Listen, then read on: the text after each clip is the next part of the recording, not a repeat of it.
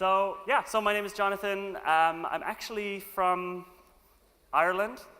I was born in Cork. I moved to Germany about 10 years ago, so my accent is really, really fucked up. Like it was already mentioned, I run a product design studio in Berlin. Perfect. And we're about 15 people, very international, pretty much one person from every country, almost. Well, that's not true at all. Anyway, it sounds better than what it actually is. So 15 people, product design studio. We started in around 2011, and we actually started as a pure UX design agency. That's basically what we called ourselves. And as already mentioned, it's kind of a pretty big, very different mix of clients, and essentially what we're doing for them is, we're helping them to build products, or we're helping them to concept products, we're helping them with their product strategy. Usually they're trying to figure out, they come to us when they have nothing and they want to get something on the market very quickly, or that maybe they have some very specific product-related problems. Now, that's just some context before we go into the next bit, because I know some people get annoyed about this talk. So the golden age of UX is over. Let's go into it. Before we start, and I know this, the projector is a little bit small, but at least when I go to conferences, one of the big reasons I go is so I can kind of tweet pictures of the conference, so it shows that I've been there and it's like I'm doing stuff and I'm learning. So I've put this little tag called tweetable quote on the top left, and whenever that comes up, so you can kind of ignore everything I'm saying, but whenever that comes up, you can take a picture and you can say, oh yeah, I learned this thing at the conference. So it's like a really easy way to kind of, show your Twitter power. Okay, and I just put an arrow there to show you that as well. So 2011, myself and a Australian guy started off AJ&Smart, and to be really, really honest, we didn't 100% know what UX design was. It was kind of like a mixture of UI design, like information architecture, graphic design, I don't even know, and this is it was one of these really big, messy terms that we were confused about. We weren't just confused about it, we were confused about how to even tell our clients about it. And while we were trying to explain to them that UX was important, we were also trying to, figure out what exactly it was ourselves. And it was like between 2011 and 2000 and maybe 15, where this whole UX, and I'm talking specifically kind of around this mobile craze and this digital craze, this whole UX thing sort of exploded into something that was maybe a buzzword, something that people are very, very excited about. And you can always tell when someone's getting excited about it when the large old companies start putting UX and talking about design on their website and start pushing this as a big topic. So innovation, UX, design, everything was starting to get kind of more and more important, and the very few people who could understand what UX were and the very few designers who were actually UX designers were seeing their salaries drastically rising, having a really easy time finding jobs. I mean, there was literally, if you were a UX designer, if you were calling yourself a UX designer and you could do some of this sort of digital, responsive design, whatever stuff, then there was absolutely no chance you were going to be unemployed. And I think that, trying to figure out what this next slide is about here. And I think that if you remember back to maybe even just 2 years ago, there was still so much discussion about, oh, we're going to do flat skeuomorphic, or what about the hamburger menu? There was all these conversations that would just kind of go round and round in circles, and the companies would actually allow us to have these conversations in the product meetings. So I would be called into the room and it's like, okay, we need to increase the conversion rate, and I'm like, wait a second. Should we really be doing these flat icons here? Or is the navigation really going to be understandable to the users? And everyone would stop, and that would be the conversation for the next hour. The UX designers just came into the room, and everyone had to stop what they were doing. And it's like, listen here, I'm the UX designer, I know about the user. You're just a business person, you don't understand products, okay? So this was kind of, this is basically some of your lives and my life for the last few years, and it was really great, and I really hope that some of you got to experience that, or are still in companies that are still uneducated enough to allow you to do it. It's really great. So basically, this was kind of what I'm calling the golden age, where you could just get away with saying whatever you want as long as you finish the sentence with the user.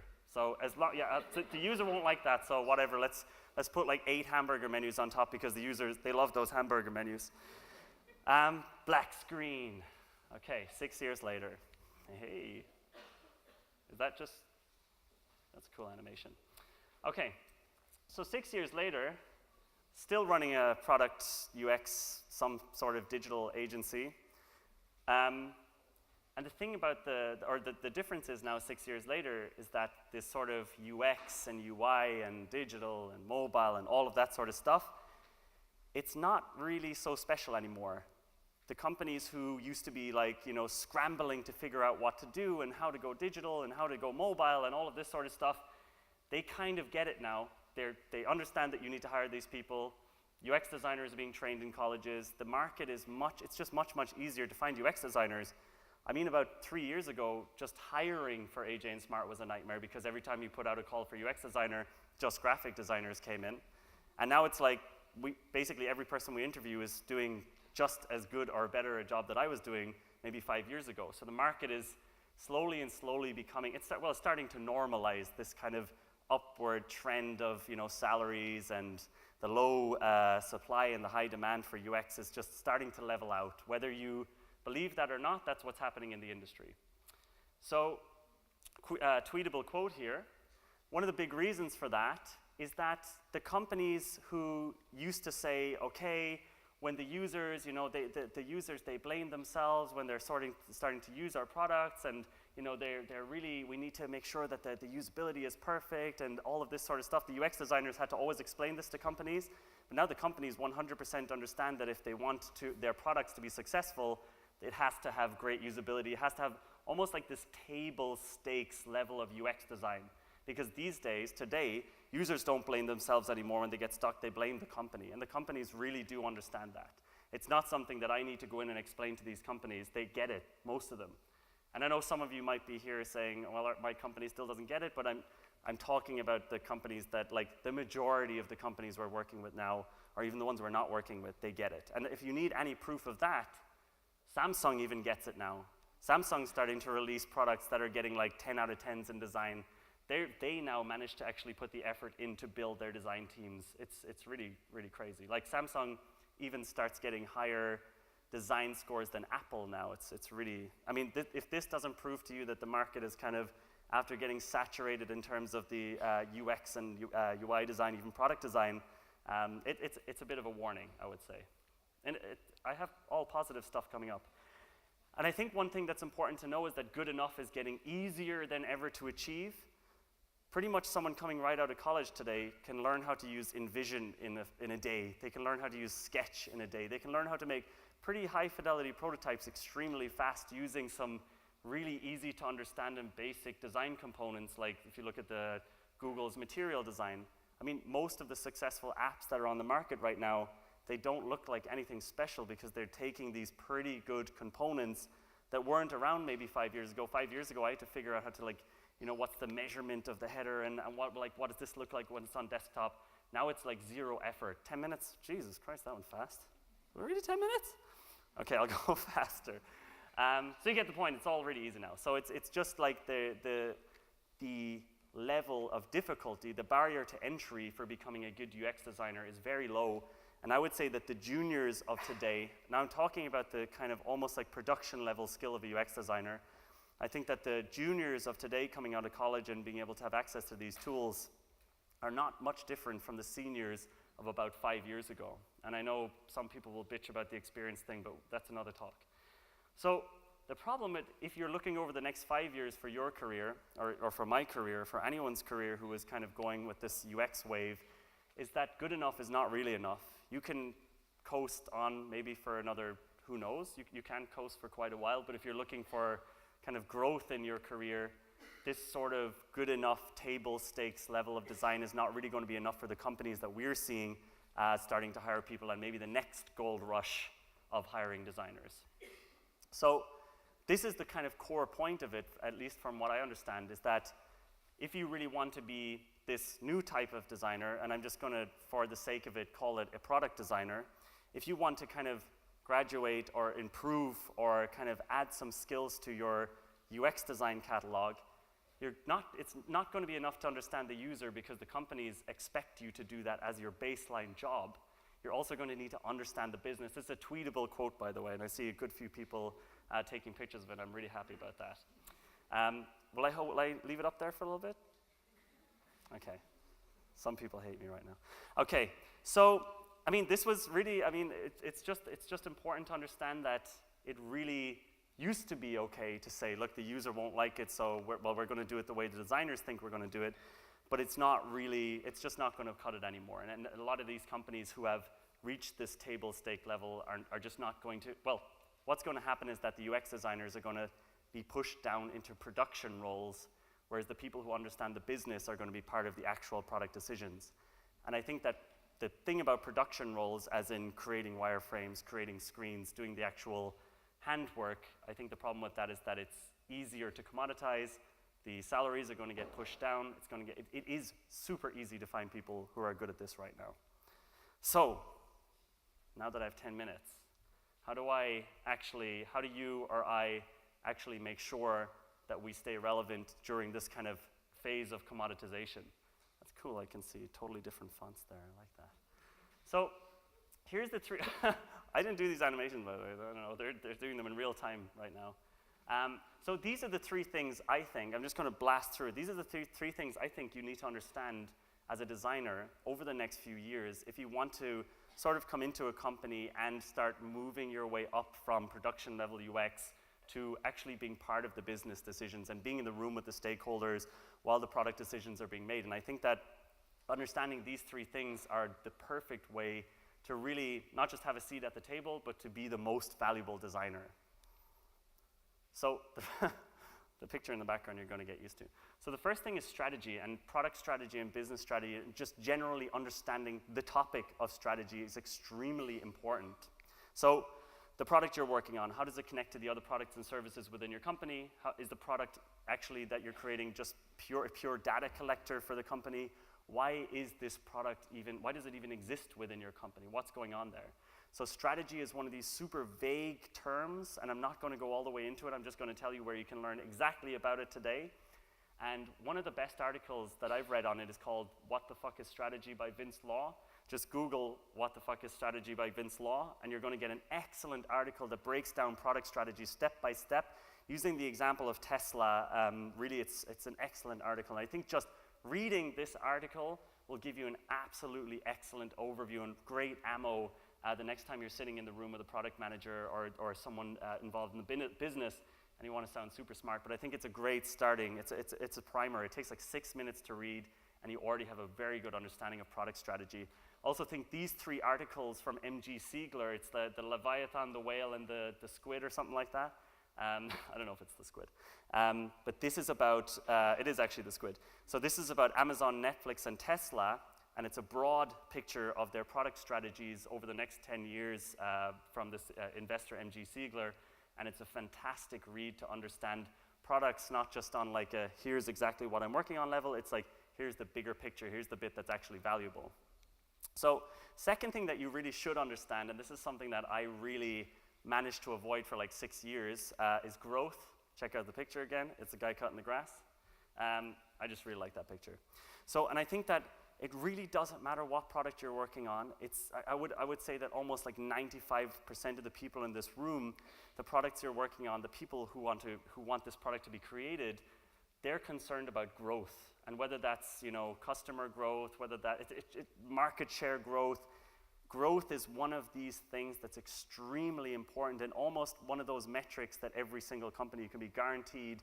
When you're talking to someone, when they're saying, oh, we need to improve the usability of this, oh, we need to improve the engagement of this and that, and we need this to look better, in the back of their minds, they're thinking of some sort of growth metric that they want to work with. And I think that even being able to change your language when you're speaking to these people and talk about growth in the way that they do makes such a big difference.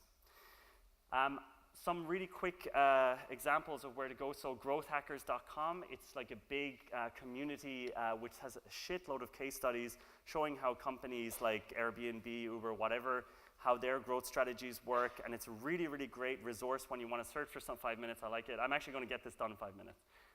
So it's a really great, it's a great resource when you have a specific growth challenge. Like someone comes to you and says, make the onboarding better. Okay, why do they want to make the onboarding better? They want to increase the activation or they want to increase the conversion rate, whatever. They have a growth metric in mind. I think that growthhackers.com is a fucking excellent place to go to find really good examples of all of these topics. And from the same guy, actually, he wrote this book called Sean Ellis. Google the book name. And I think that that's a really, really great book. Even if you just read the first, even if you're like me, and you just buy loads of books all the time because you go to conferences and you're like, oh my God, I should buy that book. Even if you just read it for an hour and then you never touch it again, you've already gotten such a good brain dump about growth and the sort of terminology people use when they're talking about growth. I actually think that out of the three things I'm going to show you, that growth is the thing that you should start with first. That's the thing. Understanding growth as a metric is really insanely important when you're working on products for understanding people who are working on products. All right, last one. This is the one that a lot of designers really hate, and I also hated it for a long time. It's also something where design departments, product departments, development departments often clash with the marketing department. And I think one of the reasons that they clash, and one of the reasons I used to clash with them, is because I just didn't really know what they were up to, and I didn't know why they were making the decisions they were making. I always just thought they were really stupid.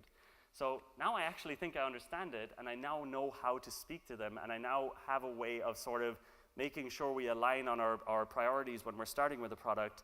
And I think really understanding marketing, especially from a product perspective, is extremely important. So how are they going to talk about the product that you're creating? How are they talking about that to the customers? So it's not just about, oh, the users want this feature, the users want that feature. How's your company actually going to talk about that to them? What is their plan for explaining that?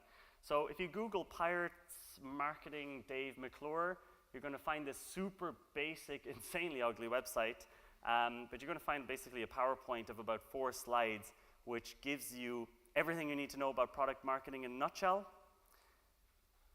And then, if you go to YouTube and look at this guy called Noah Kagan, he's an insane douche, even more douchey than me. And he's like, but I think if you just go onto his YouTube page and watch it for maybe like 20 minutes, you're going to have a lot of basics of marketing, product marketing, marketing strategies. It's kind of like looking behind the scenes of a PM or looking behind the scenes of a marketing manager for a few hours, and it's just really, really great to immerse yourself in that. And finally, some of you could probably know this guy because he's like seems like the biggest cokehead in the world, but Gary Vee, like his advice is invaluable. Like you can only, like he's got podcasts, he's got his YouTube vlog, he's got whatever, he's got every single social media channel. But if you want to understand marketing on a basic level and then dive deeper and deeper, Gary Vee is kind of like an entertaining look into it. So to finish up, I'm like 1 minute, I'm done in 1 minute, I promise. To finish up, I'm not telling you that the role of a UX designer, use that picture again. I'm not telling you that the role of a UX designer is dead. I'm not saying that UX is dead. I'm not saying like that the end of this golden age is a bad thing. I'm just telling you that it is a thing from someone who hires designers. Like the entire industry is reaching a point where the demand and the actual supply are starting to meet each other. So there are actually a lot of people who do a pretty good enough job at being a UX designer. But I want to tell you that there are ways now to become more valuable as a designer. And these 3 things, which I mentioned, marketing, growth, and product strategy, I think these are 3 really, really great ways to, basically to become a more valuable designer. And to finish it up, I want to say that it doesn't matter what you're calling yourself now, UX designer, product designer, UI designer, I don't even know, emotion designer. Is someone here called an emotion designer? Hey, you keep putting your hand up for stuff. Yesterday as well, you're just falling right. Innovation designer. It doesn't matter what you actually call yourself because your actual job is to be a creative problem solver, and that's your value to companies. That's why they buy you in, and that's why they actually call you in, is to help them solve problems for themselves.